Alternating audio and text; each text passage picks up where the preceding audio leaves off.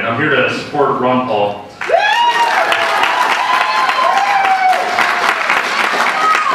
I first thought about what I was going to say to you today, I intended to speak to you extolling the never-ending conservative virtues of a doctor-turned-economist who became a congressman, Dr. Ron Paul. I thought surely, if I merely imparted to you his unmatched conservative record, you'd be swayed to vote in his favor.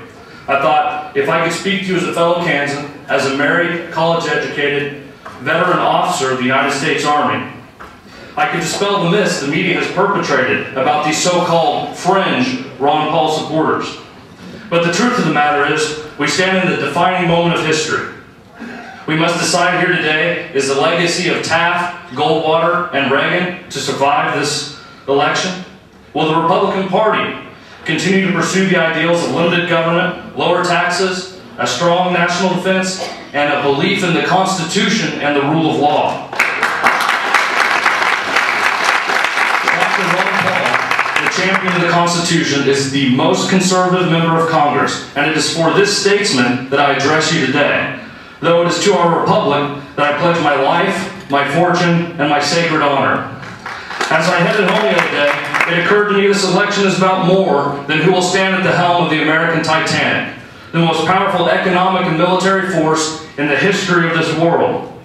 The election is about the survival of the American form of government and the tradition of conservatism.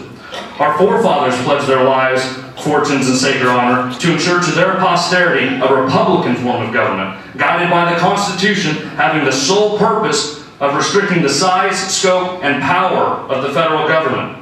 Make no mistake about it, my friends, we have opened Pandora's box. In our complacency, we have unleashed upon this great republic the evils of big government. And like a tumor, that government feeds off the people, destroying liberty and our children's future as it grows. In these uncertain times, one needs not look far to find any number of crises. Whether it's recession, illegal immigration, healthcare costs, or the fear of terrorism, there are many issues which face this great nation. We as a people have been conditioned to believe that these problems are so complex, so severe, that only the power of government is sufficient to thwart them.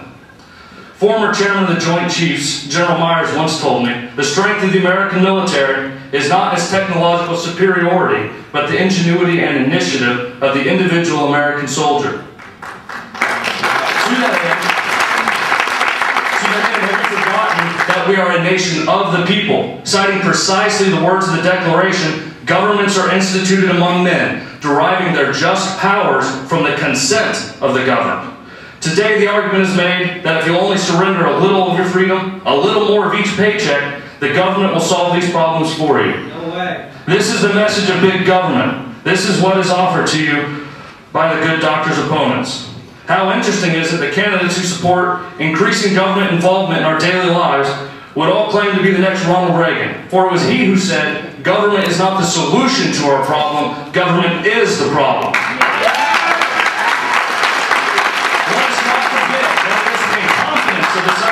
Unconstitutionally large government which has created these problems.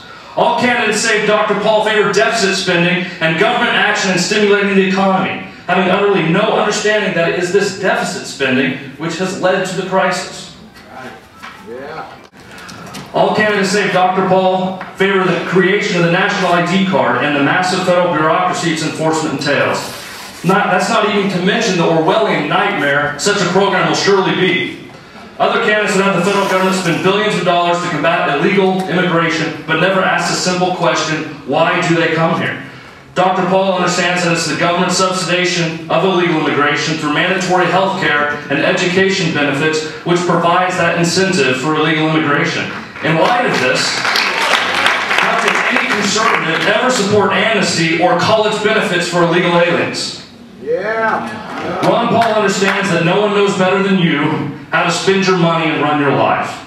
Ron Paul has never voted to raise taxes, never voted for an unbalanced budget, never voted to increase congressional pay, and he has never voted to expand the power of the executive branch.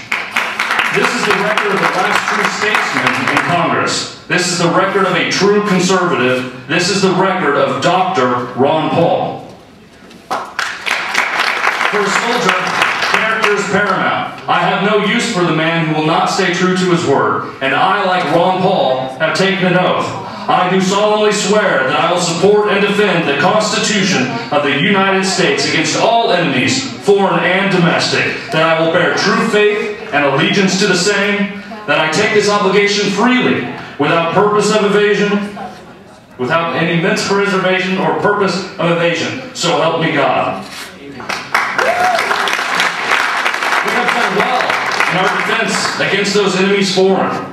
But let us not forget the wise words of James Madison. If tyranny and oppression come to this land, they will be in the guise of fighting a foreign enemy. We must stand by our oath. An oath not to the government of the United States, but to the Constitution of the United States. We must remain ever vigilant against those enemies domestic who would seek to pervert our faith, patriotism, and fear to convince us to surrender our God-given rights. Furthermore, Abraham Lincoln counseled us saying, America will never be destroyed from the outside. If we falter and lose our freedoms, it will be because we destroyed ourselves. This is where we are today. Through the use of free speech zones, rendition, warrantless wiretaps, torture, non-judicial warrants, we have given up many of the freedoms that our founding fathers died to secure for us. Why? Possibly the most tragic part of this conflict is a complete misunderstanding of its origins. Among the candidates, there are 3 reasons cited for why the terrorists attacked the United States and why they hate the United States. Some will tell you they hate us because we are free. Some will tell you they hate us because we are Christian. But those who study them agree with Dr. Paul. They hate us for our intervention, and they hate us because we are over there. The one thing we can all agree on, though, is that there truly is a small, radical group of extremists who hate the United States.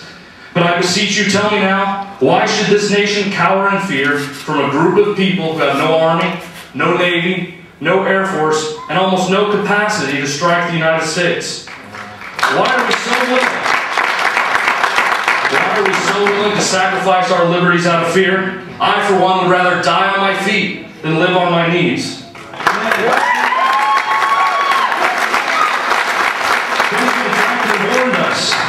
He warned us that those who would give up essential liberty to purchase a little temporary safety deserve neither liberty nor safety. This republic used to stand for something more than what it has become. We were that shining city on a hill, whereby only the force of our example was necessary to inspire people to strive for their freedom. The future of our republic is at stake, and I want my country back. Henry, is life so dear or peace so sweet as to be purchased at the price of chains and slavery? Forbid it, Almighty God. I know not what course others may take, but as for me, give me liberty or give me death.